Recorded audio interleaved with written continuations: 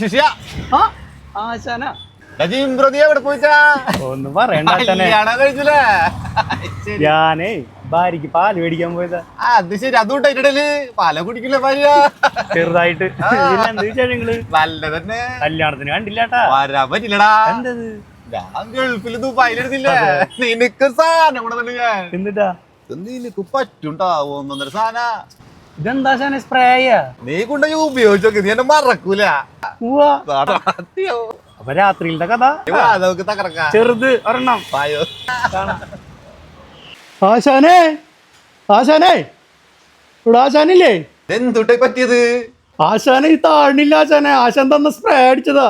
ഒരു കൈ മുകളിൽ ഒരു കൈ താഴെ അടിച്ച്. ഇത് ഫസ്റ്റ് അടിച്ചത്, സെക്കൻഡ് അടിച്ചത്. നിനക്ക് ഇതൊന്നും അറിയില്ലേ? നീ എവിടെ കൊണ്ടുപോയി അടിച്ച്?